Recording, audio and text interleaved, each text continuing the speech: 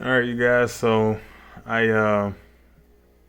have nothing else better to do, but let's do a review on these Soundtown Carme 108 speakers that I have here. So, right on the back, you'll see a pair of speak-on jacks and strip wiring itself, or strip terminals, I should say. And I've actually had these for a little while now, actually over a year. These are the Carme 108Bs, and it's the version 2. First version I actually have out in the garage. These are a little bit narrower, a little shorter on the width. The first series is a little bit wider. This one also has a completely different type of waveguide. Other than that, same woofer, same compression driver, same exact crossover.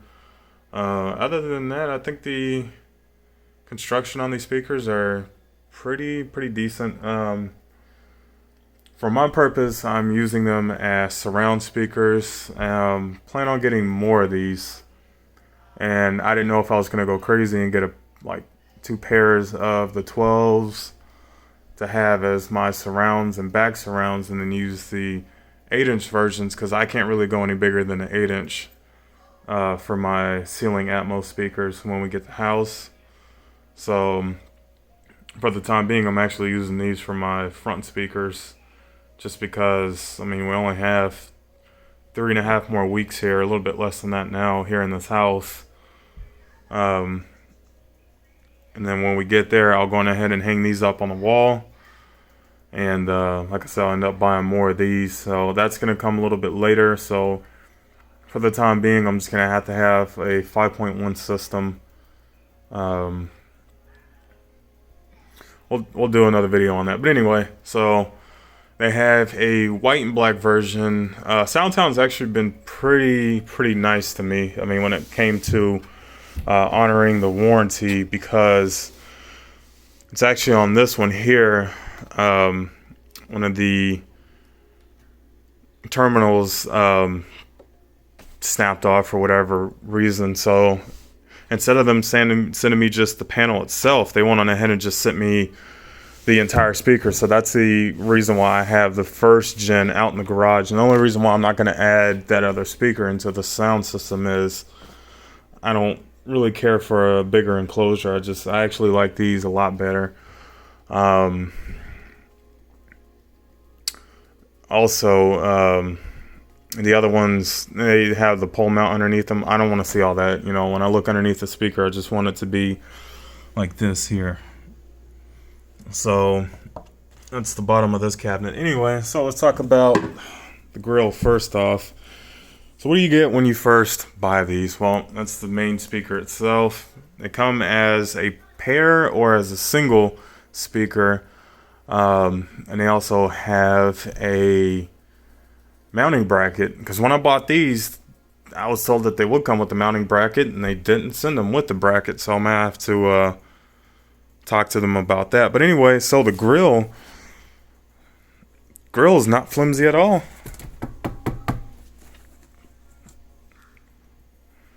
So, and then they have like this mesh cover in here just to help protect the drivers from any dust buildup or any of that. So I think coming from China, I think they're pretty good. Like I said, I had the Turbo Sound IP82s. I was gonna just do a left to right comparison, and when I had those, they weren't really calling my name. They had a bit more bass than these speakers do.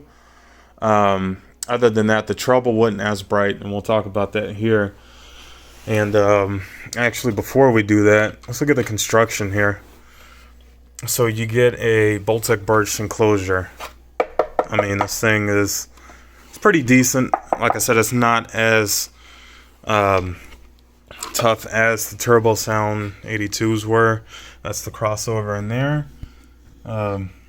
Pretty decent. So you have a pair of symmetrical ports on the inside, and this cavity here is for the waveguide. Down at the bottom, it's the woofer itself. For the compression driver, you get a 1.4-inch voice coil on the diaphragm. This is the waveguide here. And I want to see, thinking about either going online and switching out not only the waveguide, but possibly switching out the compression driver and the woofers, probably switching over to La Voce. But if I don't do that, then it is what it is, because these speakers are actually pretty decent. It's the mid-bass driver that goes right in the bottom. 8-ohm driver. So these are rated for 175 watts RMS, 350 peak, but if you're an audio guy, you know peak is pretty much irrelevant. Because when you buy a car, you don't care about how much it goes into the red line or how far you can keep it there. That's pretty much irrelevant. So, as far as the woofer itself, it's pretty decent paper. It's a decent sounding woofer.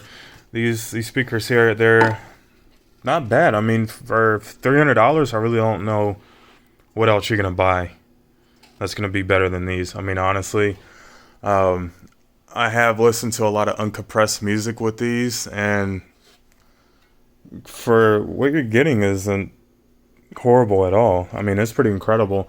If you did want to do, you know, surround sound like what I'm doing, if you're interested in that, if you do run them off a receiver like this, that's fine, because the receiver will put enough power into these. Or see, I like using external amplifiers. Like, that's my Behringer for the subwoofer here, my QSC 302, but that's going to be for the front stage. That's not for my surrounds. So for the time being, I'll go on ahead and get all the speakers first. I'll get the other three from Soundtown over the year, because I can't really just say that I'm just gonna, you know, go buying stuff, because I don't know what's going on with this whole coronavirus thing. But for the time being, you know, we'll just stay positive. But I will be running the speakers off of this receiver, and then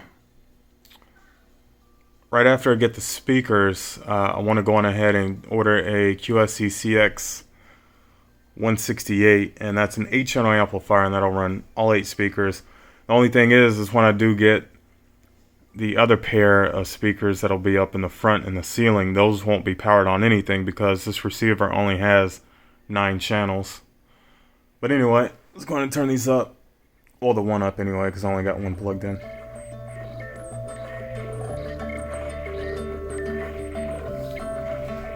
Let me turn the sub off.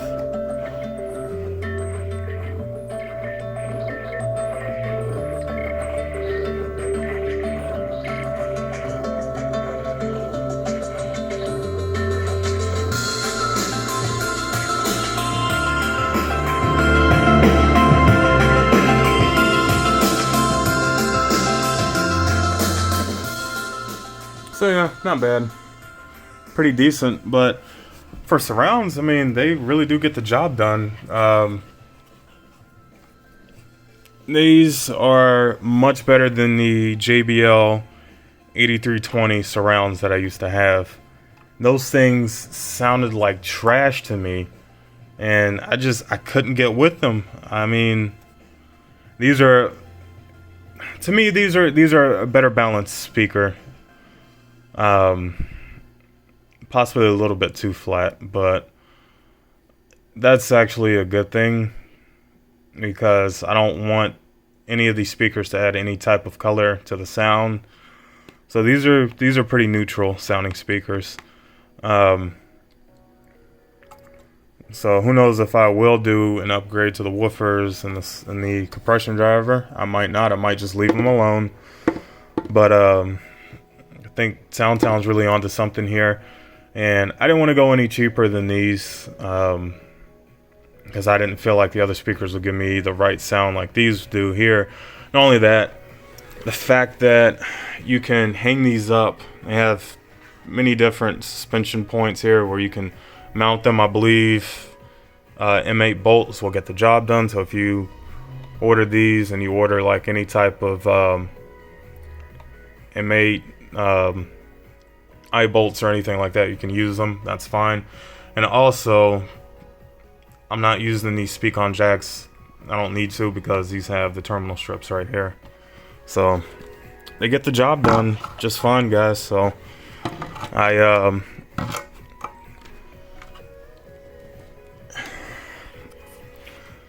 really do think that these are gonna be my speakers that I stick out with for a while. And I'm really enjoying these. And like I said, so I went ahead and ordered the Turbo Sound IP82s.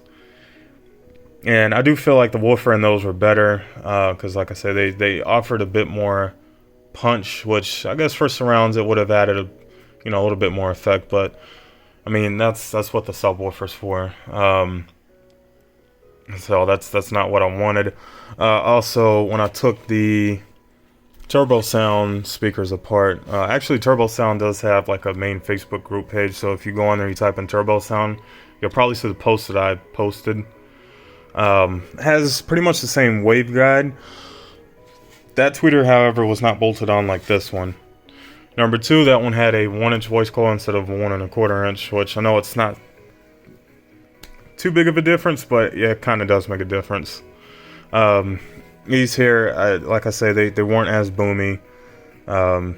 They just gave me an overall better sound that I was looking for. So the Turbo Sounds, those are already gone. I was already refunded the money for those, so I'm pretty sure you guys will be seeing these a lot in the future. So I'm just trying to figure out, I'm thinking, I don't know, you guys tell me.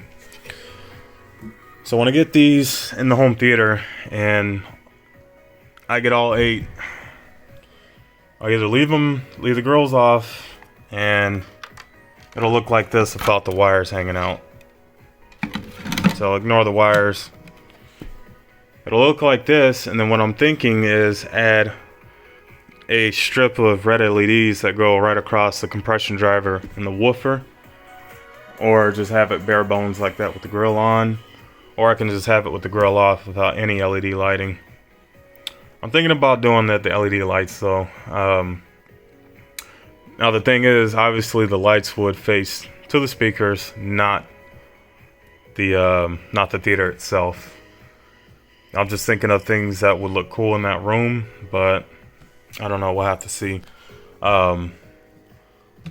Also, I am still looking for 3 more of these, and then I'm gonna have to figure out what happened to Greg's Pro Audio. Hopefully with the whole pandemic they didn't get shut down, but yeah, we'll talk about that a little bit more in the next video. But anyway, so yeah, let me know what you guys think, and if there's something else that you guys need, any questions, just obviously just ask down in the comments. So other than that, I don't have really anything negative to say about these.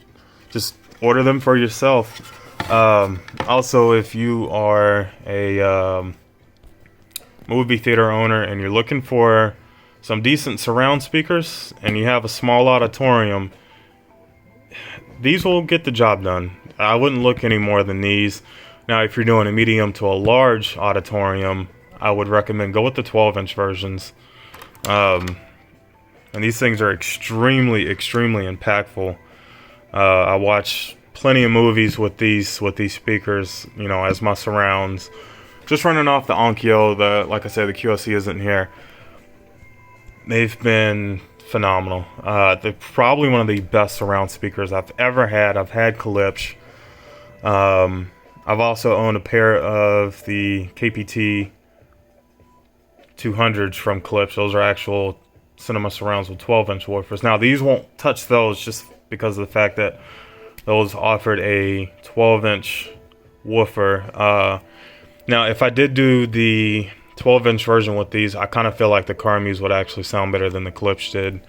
Because I do remember that the compression driver that was in the Klipsch was just, it sounded a little bit dull to me.